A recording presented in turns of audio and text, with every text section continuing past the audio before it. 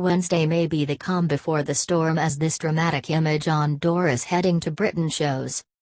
Although most of the country will experience a window of drier and brighter weather today, the rain will be beginning to work its way west throughout Wednesday, as Storm Doris moves closer. This photo from NASA shows Storm Doris making its way across the Atlantic, with Britain preparing to be battered by 100 miles per hour gales in the next few days. Yellow warnings of wind are still in place across parts of the UK on Wednesday lunchtime, including Wales, the Midlands, and the south of England.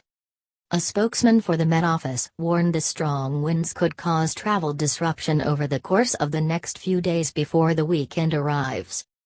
Storm Doris is an 800-mile-wide storm, and it is not entirely clear how the country will be affected. A Met Office forecaster told the Mail Online, "Today is a small window of drier and brighter weather, but bands of rain are beginning to work into western parts in the afternoon. This will work eastwards during the rest of today, and tomorrow starts the kind of unsettled trend of this weather. The winds will start to increase tomorrow. It will be wet and windy across many parts of the UK, but at this stage, nothing out of the ordinary for this time of year. Gale force gusts are expected all along the coast, but we are not expecting too much in the way of impact." The yellow warning is in place for Friday. There is an area of low pressure moving in, which looks like southern and western parts will see effects of this weather system. Heavy rain and gales means there could be some travel disruption.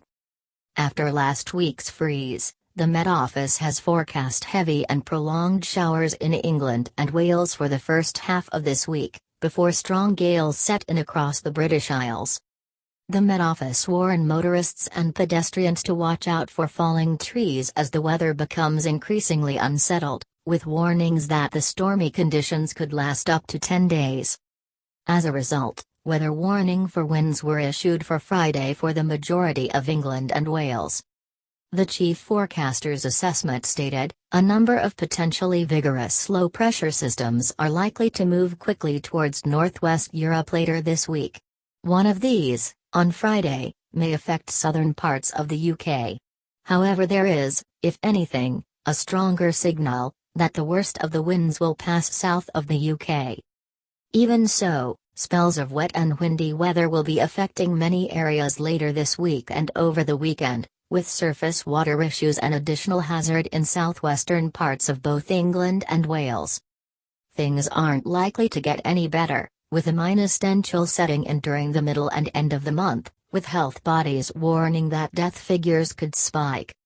Forecaster Emma Salter added, "It's a big change from cold to unsettled conditions into February. A westerly flow means wet and windy spells at times, with gales possible in the north and west. But it looks like it turning colder again in mid and late February. The wind direction is expected to shift to a colder direction, which is from the east or north, with high pressure building. Wintry conditions are possible again. People should keep an eye on the forecast." Hundreds more cold weather deaths are feared in the February chill, after 1,023 more deaths than average were recorded in the week temperatures hit 5°C this month. In the week ending January 13th, the most recent week for which death figures from the Office of National Statistics are available, 13,715 deaths were reported in England and Wales, up from the week's average of 12,692.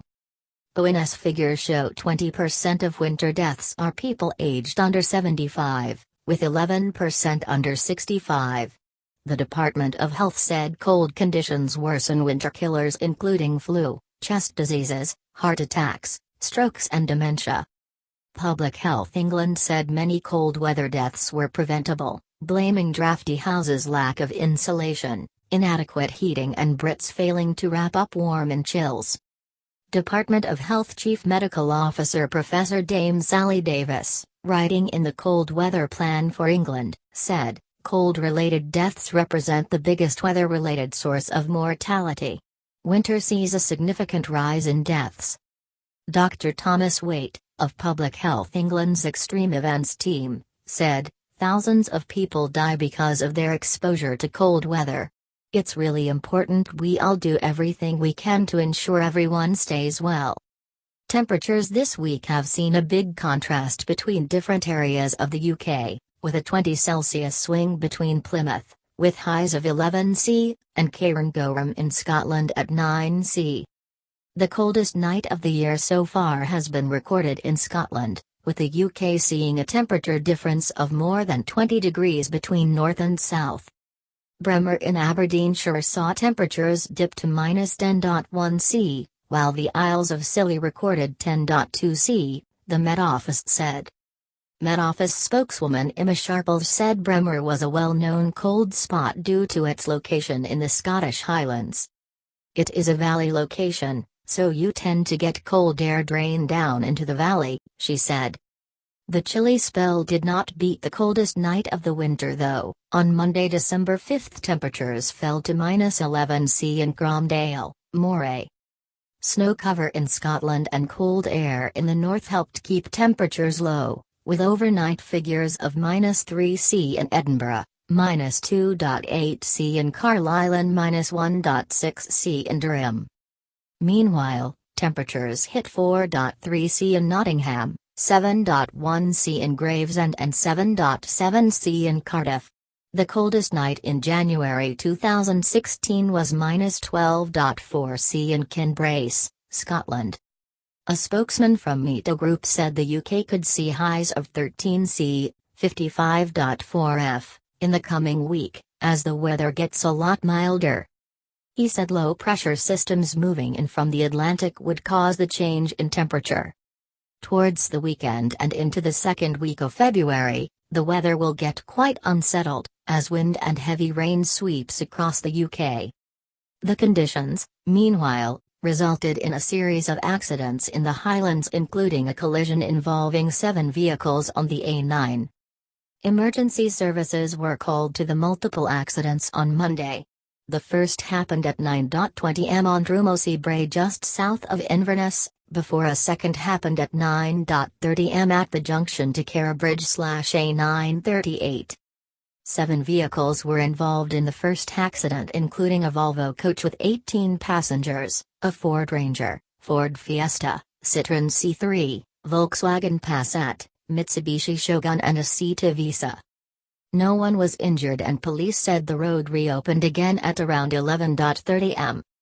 The second accident at the Carabridge junction involved a Volkswagen Crafter flatbed van and a lorry.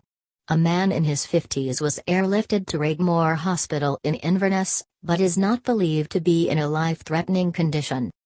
Sergeant Donnie McKinnon of Police Scotland said, "We believe a contributory factor in the collision on the A9 at Drumossie has been the presence of a low-lying sun, causing reduced visibility for drivers.